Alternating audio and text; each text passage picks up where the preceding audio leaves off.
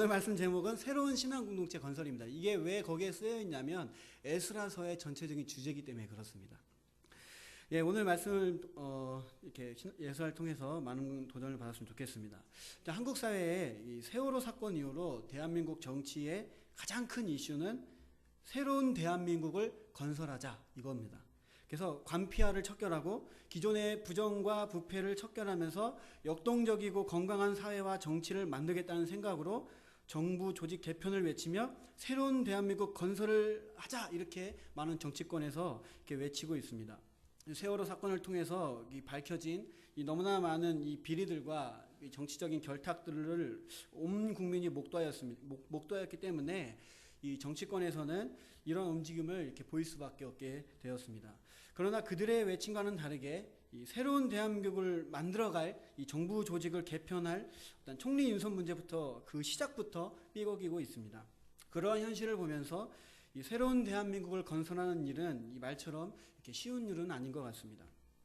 또 그것을 바라보는 이 많은 국민들이 다시 한번 절망과 한숨을 내쉴 수밖에 없는 상황이기도 합니다.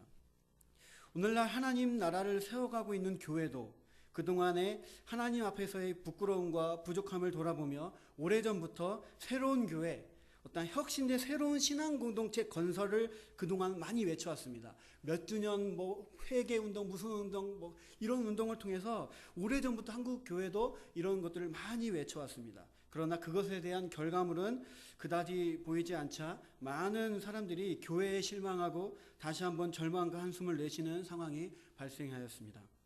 새로운 신앙 공동체를 건설하는 것이 그토록 어려운 것일까요? 무너졌던 교회와 공동체를 다시 일으켜 세우는 것은 정말로 이토록 어려운 일일까요? 그러나 한국교회가 살아나고 한국 땅에 하나님 나라가 더 실현되기 위해서는 이 새로운 신앙 공동체를 세우는 일은 반드시 필요하고 또 반드시 성공을 해야만 합니다. 그래서 이 땅에 수많은 교회가 새롭게 개척되어지고 있고 또 세워져야만 합니다. 비록 많은 개척교회들이 문을 닫고 있는 상황이지만 그럼에도 불구하고 개척은 계속해서 이루어져야 됩니다. 그렇지 않으면 한국교회에는 소망이 없기 때문에 그렇습니다. 이 시대를 반영하고 이 시대에 걸맞은 또 이 시대의 비그리스도인들에게 다가갈 수 있는 그런 교회, 그리고 진리의 말씀에 더욱더 집중하는 그런 교회, 그래서 하나님의 뜻을 이 땅 가운데 실현할 수 있는 교회, 급변하는 세상 가운데 시대적 사명을 감당할 수 있는 교회, 그런 교회가 계속해서 개척되어져야 합니다. 이런 말을 하면 어떤 분들은 그런 말을 하는 분도 있어요.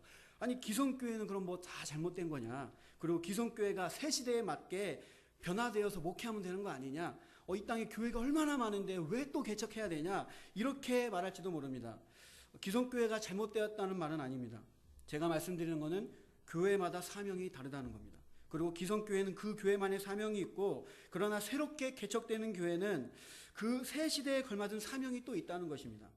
그리고 현실적으로 기성교회 안에 그동안 형성되어 있던, 오랫동안 형성되어 왔던 신앙의 행습과 어떠한 전통을 깨고 이 시대에 맞는 어떠한 시대를 반영하는 새로운 비전과 그것을 향해 나아갈 수 있게끔 교회를 혁신하는 일이 사실 그렇게 되면 너무나 좋겠지만 굉장히 어렵습니다. 그리고 훨씬 새롭게 개척하는 일보다 훨씬 더 많은 에너지와 훨씬 더 어려운 일이에요. 그래서 이런 생각을 할 때마다 사실 새롭게 개척하는 수밖에 없는 상황이기도 합니다. 오늘 본문에 보면 이 새로운 신앙 공동체가 건설되는 장면이 나옵니다. 선지자 예레미야는 이스라엘이 포로 생활을 70년을 할 것이라고 이 예레미야 29장 10절에서 예언했습니다. 그리고 선지자 이사야는 이사야 44장 28절을 통해서 고레스 왕이 수임받을 것이라고 200년 전에 예언했습니다. 그리고 오늘 본문에 드디어 이스라엘이 멸망한 후 포로로 끌려간 지 이제 70년이 되었습니다. 그리고 고레스가 바벨론을 멸망시키고 드디어 왕이 됐습니다. 이제 그 예언의 때가 온 거예요. 딱 시기가 딱 왔습니다. 그리고 이스라엘도 이제 70년 동안 그 70년이란 긴 시간 동안 새로운 세대의 사람들이 태어나기 시작했어요. 이제 주님은 예레미야의 예언처럼 다시 포로를 귀환시키고 이제 새로운 신앙 공동체를 세우고자 하셨습니다. 그리고 새로운 시대의 유대인들은 새로운 신앙 공동체를 세워야 하는 역사적 사명을 갖게 되었습니다. 오늘날 우리도 이들과 비슷한 역사적 사명을 갖고 있을지도 모르겠습니다. 새로운 신앙 공동체, 새로운 교회를 개척해서 주님의 마음을 이루어드리는 일에 헌신해야 하는 사명을 우리는 지니고 있습니다. 그 일에 우리는 부르심을 받아서 지금 장흥 동산교회를 개척했고 함께 이 교회를 앞으로도 계속해서 세워나가야 합니다. 그저 목회자가 이 교회를 세워나가는 것이 아닙니다. 여기 있는 여러분 모두가 이 새로운 신앙 공동체를 세워나가는 일에 운명을 함께 짊어진 거예요. 주일에 나와 한번 예배하고 그냥 돌아가는 수준이 아니라 그런 수준이 아니라는 거예요. 그러니까 부담스럽게 느껴질지도 모르겠습니다. 내가 어떻게 교회를 아마 그렇게 좀 부담스러울지도 몰라요. 그리고 그 일에 헌신하고 싶지 않을 수도 있습니다. 그럼에도 불구하고 부인할 수 없는 사실은 이 땅에 또 저와 여러분 가운데 하나님이 원하시는 것은 이 새로운 공동체를 계속해서 세워나가는 것을 원하신다는 거예요. 오늘 말씀은 이러한 사명을 받은 자들에게 어떻게 하면 새로운 신앙 공동체를 건설할 수 있는지 그것을 가르쳐주는 본문입니다. 새로운 신앙 공동체를 이루기 위해서 반드시 갖춰야 할 요소가 있다는 것을 에스라 1장부터 5장까지의 말씀이 우리에게 가르쳐주고 있습니다. 정말 귀한 말씀입니다. 우리에게 너무나 필요한 말씀입니다. 이거를 준비하면서 우리 공동체에게, 우리 교회에게 정말로 필요한 말씀이구나 정말 많이 느꼈습니다. 이 말씀을 통해서 우리 공동체가 과연 무엇을 갖춰야 할지 오늘 에스라 5장까지의 말씀을 통해서 우리가 배워봤으면 좋겠습니다. 자, 새로운 신앙 공동체 건설을 위해서 반드시 갖춰야 할 요소 총 세 가지를 던져주고 있는데요. 말씀이 그 첫 번째가 무엇입니까? 바로 성전 건축을 해야 됩니다. 어떤 건물에 돈을 많이 가져다 해서 막 성전 건축 이런 의미가 아니고 저와 여러분들의 내면 안에 혹은 저와 여러분들의 삶 가운데 성전 건축이 이루어져야 된다는 거예요. 오늘 3절 말씀을 한번 읽어봅시다. 1장 3절 말씀 한번 읽어봅시다. 시작. 이스라엘의 하나님은 참이시니라. 너희 중에 그의 백성된 자는 다 유다 예루살렘으로 올라가서 이스라엘의 여호와의 성전을 건축하라. 그는 예루살렘에 계신 하나님이시니라. 네. 여러분 성전 건축을 해야 합니다. 이런 다른 말로 우리 안에 참 예배가 있어야 된다는 말입니다. 여러분 성전은 뭐 하는 곳입니까? 하나님을 예배하는 곳이에요. 그리고 예배를 드리기 위해서는 반드시 필요한 것이 바로 성전입니다. 그러니까 성전 건축이란 말은 다른 표현으로 예배 건축을 의미하는 거예요. 예배가 세워지는 것을 의미하는 거예요. 오늘 말씀에 새 공동체를 위해서 가장 먼저 이스라엘 이 포로들이 가장 먼저 생각하고 행한 것이 무엇입니까? 그것은 바로 성전 재건을 생각했습니다. 성전을 가장 먼저 건축한다는 것은 예배가 우리에게 각자의 삶 가운데 교회 공동체에게 가장 중요하다는 것을 의미합니다. 포로에서 귀환한 유대인들에게는 사실 이들은 인구수가 되게 적었어요. 아까 오전 예배도 나눴지만 이때 포로로 이렇게 귀환한 인물이 이따도 배우겠지만 4만 3천 명, 2천 명 정도예요. 그리고 유대인들에게 또 뭐가 필요했냐면 방어할 성벽조차 없었어요. 그러니까 예루살렘으로 복귀하면 예루살렘을 딱 갔을 때 자신들을 보호해줄 성벽이 없었어요. 그리고 인구수가 적기 때문에 대적이 쳐들어갔을 때 싸울 수 있을 만한 사람도 별로 없었습니다. 그러니까 결론적으로 이들에게 있어서 지금 현재 가장 시급하고 가장 절박한 문제가 무엇입니까? 바로 안전 문제예요. 그러나 그들은 뭘 먼저 생각하고 있죠 지금? 성전을 먼저 생각하고 있어요. 그리고 3장을 읽어보면 번제를 먼저 드려요. 성전 건축하기 전에, 성벽을 세우기 전에, 뭔가를 하기 전에 번제를 먼저 드리는 장면이 나옵니다. 그러니까 귀환을 하고 나서 자신들의 집을 먼저 짓고 어떤 농사지를 개간하고 성벽을 먼저 세우고 안전하게 한 후에 번제를 회복시킨 것이 아닙니다. 가자마자 성전 건축을 먼저 하고 있다는 거예요. 여러분, 예배는 교회의 본질입니다. 참다운 예배가 빠진 교회는 교회가 아니고 그냥 모임입니다. 교회 내에서 중요하고 훌륭한 어떤 사역이 있다 할지라도 예배가 없이는 절대로 안 되는 거예요. 새로운 신앙 공동체를 세우는 일에 있어서 우리가 가장 관심 갖고 가장 주의 깊게 생각할 부분이 있다면 그것은 바로 예배입니다. 저와 여러분의 교회에서 드리는 예배뿐만 아니라 좀 더 디테일하게 들어가면 저와 여러분들이 새로운 공동체를 세워나갈 헌신자가 되기 원한다면 저와 여러분들의 삶 가운데 내면 안에 성전 건축, 즉 예배, 참 예배가 있어야 된다는 거예요. 여러분들은 예배하고 계십니까? 여러분들 마음에 성전을 건축하는 일, 즉 여러분들이 예배하는 일이 어떤 삶의 절박하고 시급한 문제보다 더 우선된다는 생각을 갖고 있습니까? 우리가 성도라면 또 새로운 공동체를 세우는 자라면, 나아가서 예배를 위해서 존재하는 자라면 그 정체성에 맞게 우리가 우리 삶 가운데 반드시 참 예배가 있어야 됩니다. 물론 때로는 우리가 그 예배를 헌신하다 보면 어떤 시간과 물질적으로 어떤 직장 생활과 사회생활 하는데 이 예배가 지장을 줄 때가 있어요. 실제로 있어요. 직장 생활을 하면서 정말 바쁠 때 업무적으로 너무 많은데 주님 앞에 나와서 예배한다는 일이 직장인들에게는 정말 생각보다 쉽지 않은 일이에요. 왜냐하면 회사 내에 어떤 여러 가지 관계가 얽혀있기 때문에 그렇습니다. 왜냐하면 내가 이 업무를 내일 월요일까지 해가지 않으면 나로 인해서 누군가가 욕을 먹고 함께 힘들어질 수 있기 때문에 굉장히 부담스러운 그런 상황 가운데 주일날 나와서 예배한다는 것은 정말 쉽지 않은 일입니다. 그럼에도 불구하고 오늘 본문의 유대인들처럼 자신의 시급하고 정말로 절박한 필요가 있음에도 불구하고 그들은 하나님의 성전을 건축하는 일을 먼저 하기 시작합니다. 그들이라고 왜 안 힘들고 왜 안 바쁘고 왜 안 두려웠겠습니까? 3장 3절 말씀을 보면 그들이 성전을 지을 때 두려워했다고 말해요. 3장 3절 보면 성전을 막 지으면서 막 두려워했어요. 그들이 왜 두려워했겠습니까? 그들도 실제로 무서웠던 거예요. 이 성전 건축 막 하다가 대적이 쳐들어오면 어떡하지? 방법이 없는 거예요. 쳐들어왔을 때 대안이 없는 거예요. 그러니까 막 무서워하면서 두려워하면서 그 성전을 막 건축하고 있습니다.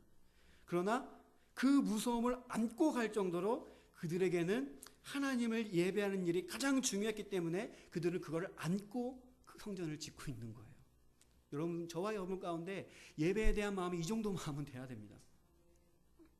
정말로 우리가 새로운 신앙 공동체를, 정말 하나님이 기뻐하시는 공동체를 세우길 원한다면, 그리고 우리가 정말 주님 앞에 기쁨이 되는 성도가 되길 원한다면 우리의 삶에 또 우리의 마음에 그 어떤 것보다 성전을 세우는 일이 먼저 돼야 되는 거예요. 여러분, 가정에 성전을 세우십시오. 가정에서 예배가 드려지길 원합니다. 직장에서도 가능합니다. 가능하다면 동료들과 함께 예배를 시작하십시오. 그러면 그 가정이 성전이요, 그 직장이 성전으로 세워져서 그곳에서 예배가 드려질 것입니다. 함께할 동료가 없다면 혼자라도 기도하고 말씀을 읽고 선포하십시오. 주님, 내 가정이, 나의 직장이 성전되게 도와주십시오. 이곳에서 주님을 예배하는 일이 나타나게 해주십시오. 이곳에서 주님의 뜻이 실현되게 도와주십시오. 주님의 나라가 임하게 도와주십시오. 그렇게 한번 기도해 보십시오.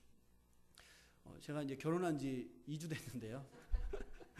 저희 가정도 이 말씀 준비하면서 되게 찔렸습니다. 2주 동안 이제 너무 정신없이 막 물건 정리하고 또 사람들 잘 인사하고 막 그러다 보니까 사실 뭐 집 정리할 시간도 많이 없었어요. 그러다 보니까 앞으로 우리 가정을 어떻게 꾸려가자, 신앙적으로는 어떻게 꾸리고 나중에 혹시 자녀가 태어나면 어떻게 교육을 하고 막 이런 건설적인 얘기는 한 번도 한 적이 없는 것 같아요. 부끄럽지만 목회자 가정인데도 그랬어요. 죄송합니다. 근데 이 준비하면서 내가 이거 뭐 잘못했구나, 이제는 안 되겠다.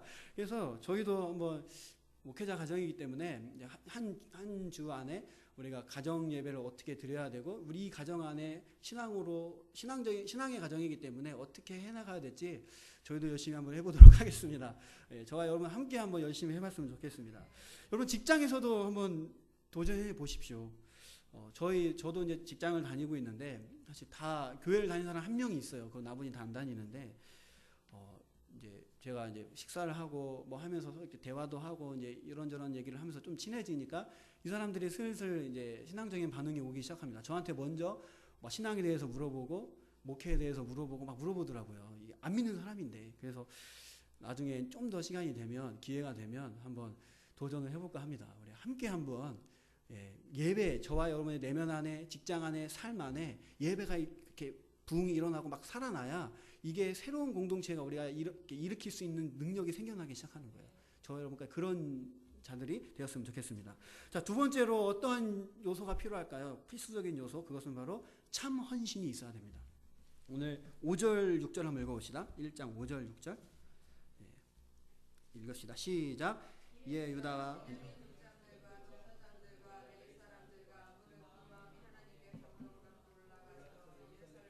성전을 건축하고자 하는 자가 다 일어나니 은그름과 금과 물품과 짐승과 보물로 돕고 그 외에도 예물을 기쁘게 드렸더라. 아멘. 자, 오늘 말씀해 보면 그들이 하나님의 감동을 받고 예루살렘으로 올라갔다고 말씀하고 있습니다. 그리고 그들은 자신이 태어나고 자란 삶의 터전을 버리고 예루살렘을 떠난 거예요. 그러니까 마치 아브라함이 자신의 본토 친척 아벨을 떠난 것 같이 이들도 그렇게 떠난 거예요. 여러분, 이거는 정말 실로 엄청난 헌신입니다. 포로로 끌려갔던 유대인들은 1장 하반절에 그들이 낸 헌물을 보면 그들은 가난한 삶을 산 자들이 아니었어요. 비록 포로였지만, 많은 학자들이 인정하듯이 그들은 포로였지만 그곳에서 편안한 삶 그 이상의 삶을 살고 있었습니다. 그런 삶을 살고 있었어요. 그런데 그들이 그 안락하고 편안한 것들을 다 버리고 예루살렘으로 떠난 거예요. 그러나 2장에 우리가 읽진 않았지만 2장에 귀환하고 있는 자들의 명단을 보면 아까도 나눴지만 약 4만 명 정도가 귀환을 하고 있습니다. 여러분, 그 많은 포로들 중에 왜 4만 명만 예루살렘으로 올라가고 나머지는 왜 따르지 않았던 것일까요? 왜 그랬을까요? 따르는 사람은 소수였습니다. 실제로 예루살렘에 올라간 자는 소수였어요. 왜 그랬을까요? 그 이유가 있습니다. 그 첫 번째 이유는 오늘 이 유대인들은 아까도 말씀드렸지만 70년 후 새로운 세대예요. 새로운 세대. 그러니까 그곳의 문화와 언어와 생활에 너무나 익숙한 자들입니다. 느헤미야서에 보면요, 이들은 히브리어랑 아람어도 할 줄 몰랐어요. 모국어도 할 줄 몰랐어요. 새로운 세대이기 때문에 성전에 대한 애착이 크지 않았어요. 그러니까 그 상태에서 자신의 삶의 터전을 다 버리고 아브라함처럼 떠나서 새로운 도전을 하기에는 이들에겐 동기부여가 되지 않았던 거예요. 그래서 그들에게는 옛날에 그 광고 문구처럼 집 떠나면 개고생이다. 이걸 너무나 잘 알고 있었어요. 왜 그랬을까요? 그들이 만약에 자신의 그 집을 떠나서 예루살렘으로 가면 어떤 일이 벌어질까요? 예루살렘에 가면 그곳에 원래 있던 자들과의 그 복잡한 관계는 어떻게 풀 것이며, 대적들이 분명히 등장할 건데 그들은 어떻게 대할 것이며, 농사터를 갈아야 할 문제, 또 집 문제, 집 떠나면 해결해야 될 문제가 너무나 많이 있었습니다. 이러한 현실이 예레미야의 예언과 또 고레스 왕의 명령에도 불구하고 많은 이들이 헌신하지 못하게 됐던 겁니다. 그들은 지금 어떠한 지금의 생활의 그 안락함이 어떠한 도전과 고생보다 훨씬 더 좋았던 거예요. 그러니까 현실에 안주해버린 거예요. 현실에 안주해버렸습니다. 어떤 하나님이 주신 비전이 있고 하나님이 주신 말씀이 있고 나가야 될 분명을 제시했는데 어떤 현실의 그런 많은 문제들 때문에 그곳에 가지 못하는, 헌신하지 못하게 됐다는 것입니다. 어쩌면 하나님의 나라를 위해 헌신하는데 가장 방해하는 요소가 어떻게 보면 이 현실 안주일 수도 있습니다. 목회자들도 마찬가지인 것 같습니다. 한 젊은 목회자가 목회를 시작했습니다. 그리고 결혼을 합니다. 그리고 시간이 지나니까 아이도 생겼어요. 그리고 큰 교회에서 목회를 했기 때문에 월급도 따박따박 잘 나왔습니다. 그런데 이 목회자가 처음에 목회자로 부르심을 받을 때는 교회를 개척하는 일로 부르심을 받았어요.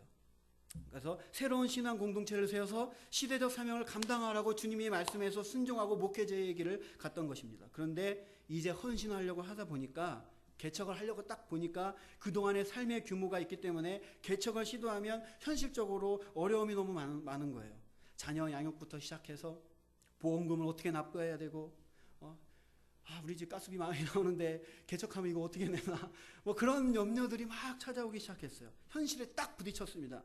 결국 개척을 포기하고 계속해서 큰 교회에서, 안정적인 교회에서 현실에 안주하다가 나이가 들어 40대 중후반이 되었습니다. 이젠 교회에서 떠나야 될 상황이 되었습니다.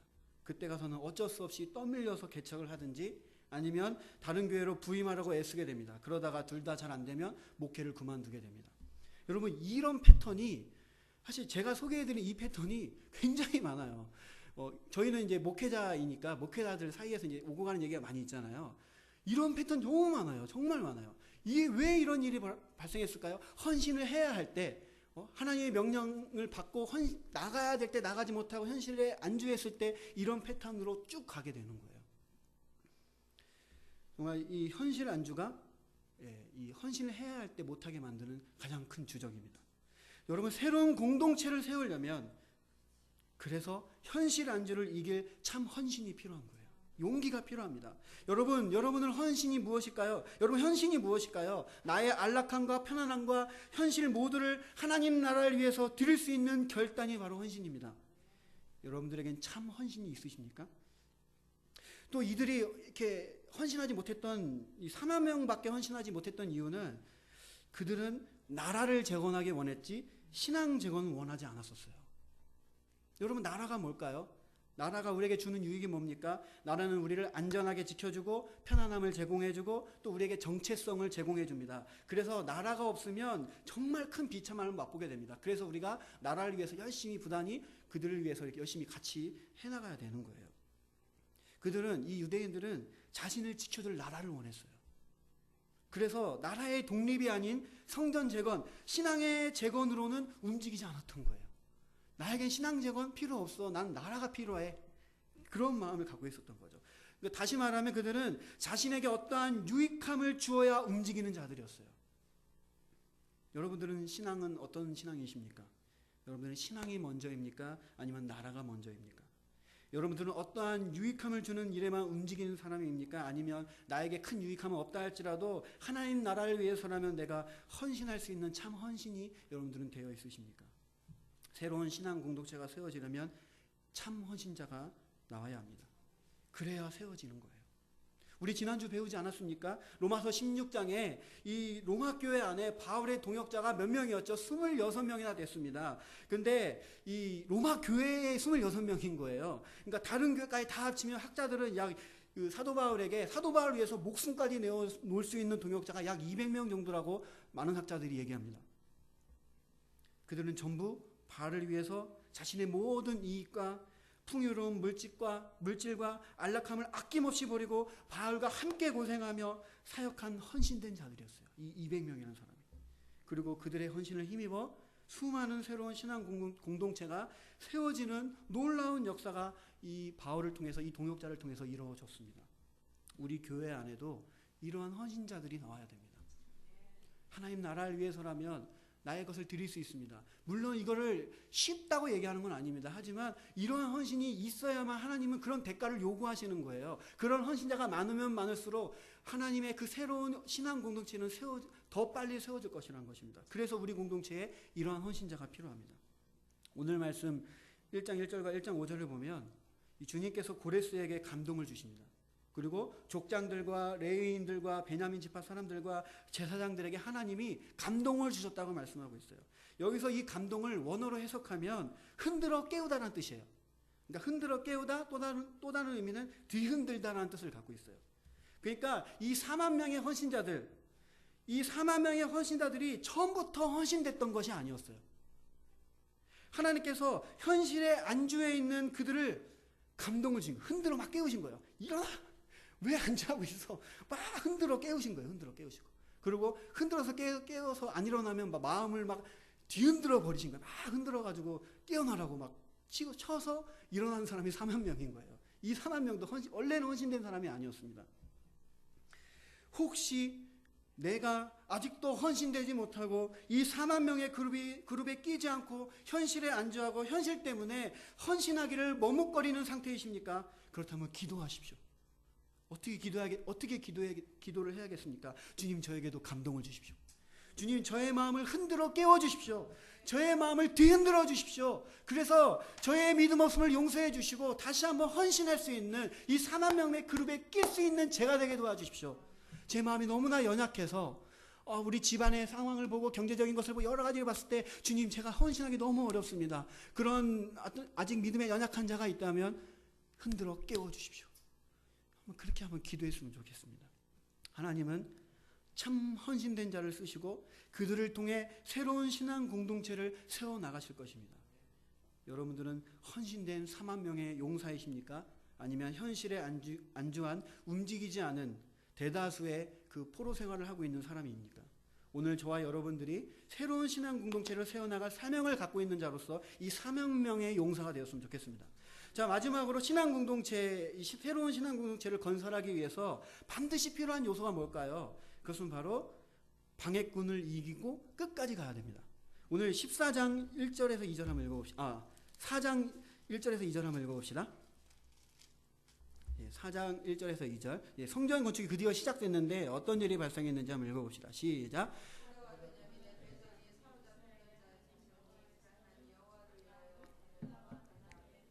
듣고 스룹바벨과 족장들이 나와 이르되 우리도 너희와 함께 건축하게 하라. 우리도 너희같이 너희 하나님을 찾노라. 아수르 왕 에서를 했더니 우리를 이리로 오게 한 날로부터 우리가 하나님께 제사를 드리노라 하니. 예.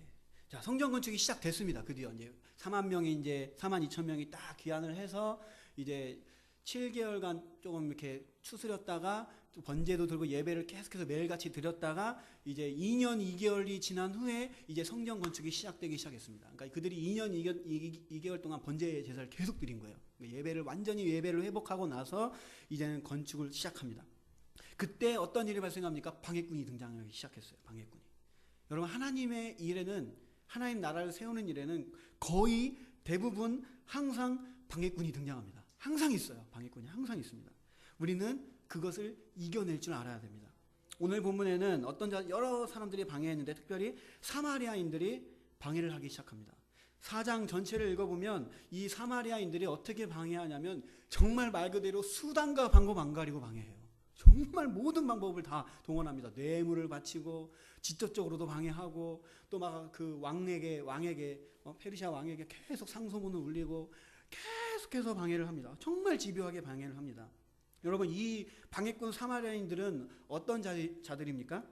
네, 북이스라엘이 멸망 후에 이 아수르인들이 이 북이스라엘로 이주해서 와서 살았어요. 그리고 원래 북이스라엘 사람들과 아수르인들, 그리고 이 아수르인들의 또 다른 식민지 백성을 또 강제로 이주시켜서 이 북이스라엘에 살게 했습니다.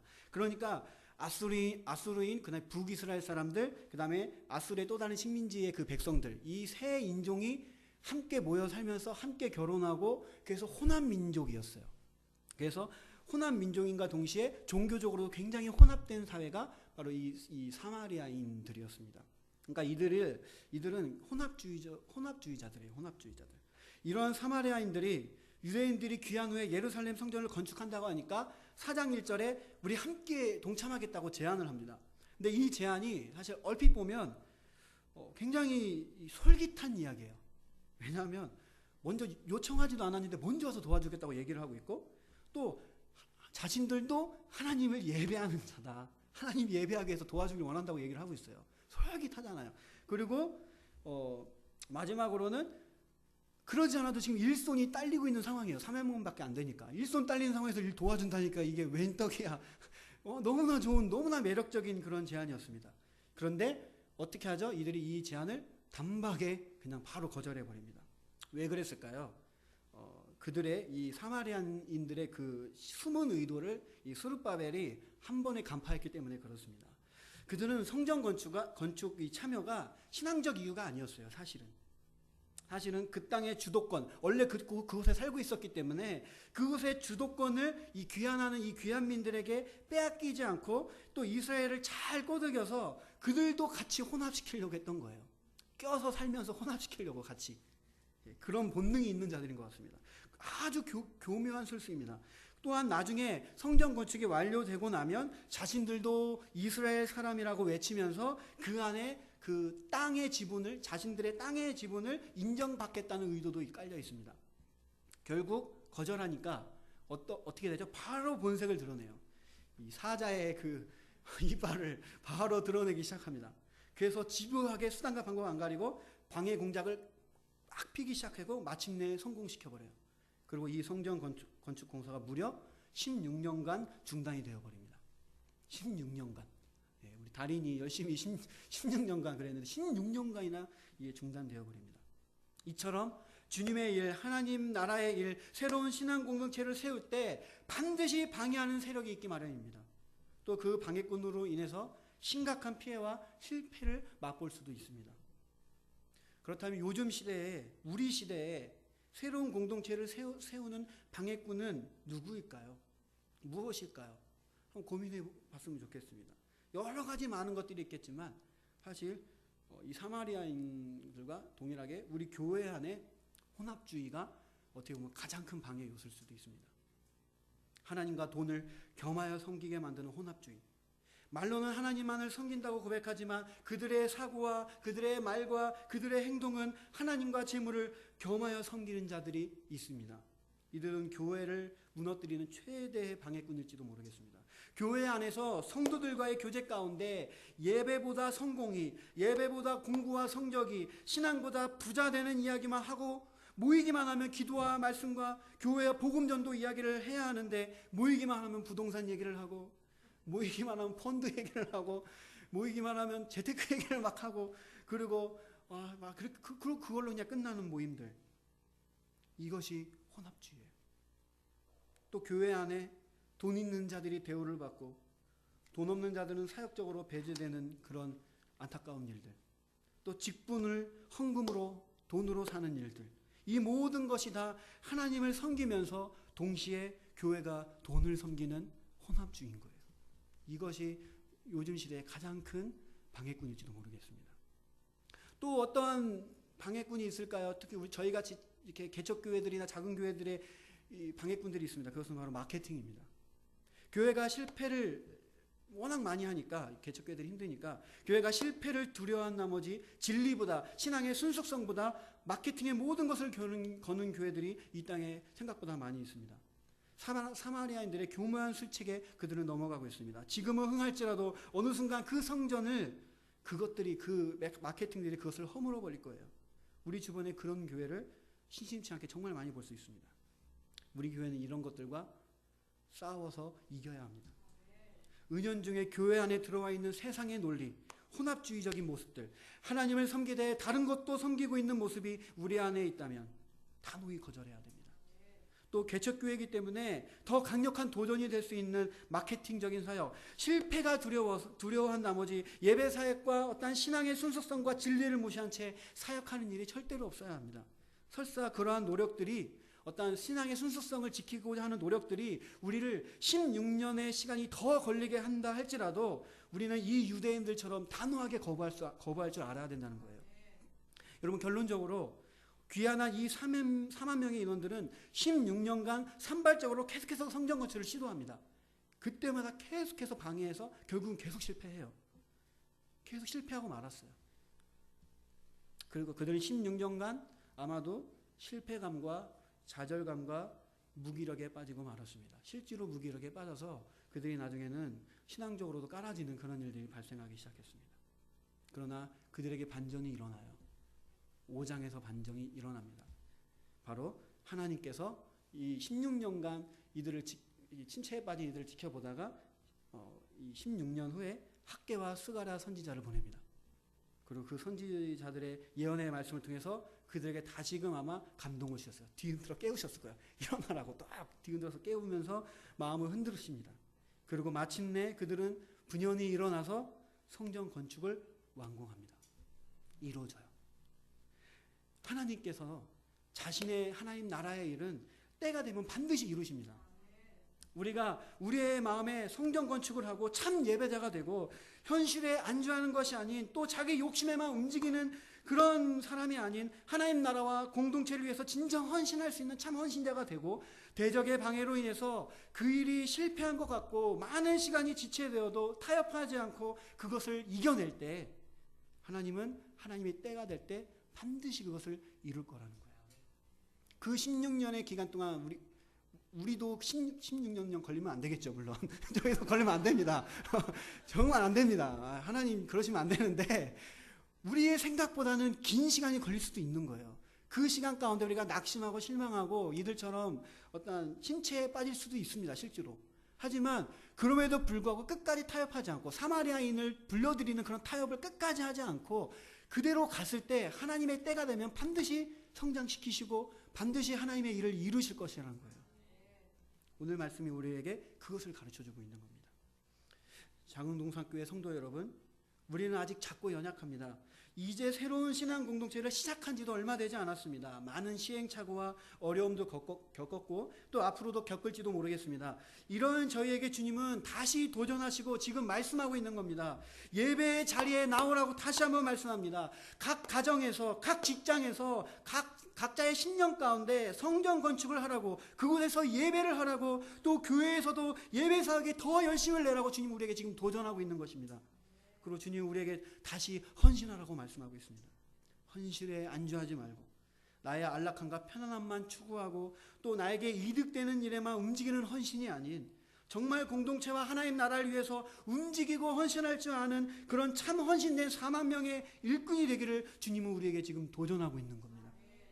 나아가 방해꾼을 이겨내라고 말씀하고 있습니다. 그리고 기다리라고 말씀하고 있습니다.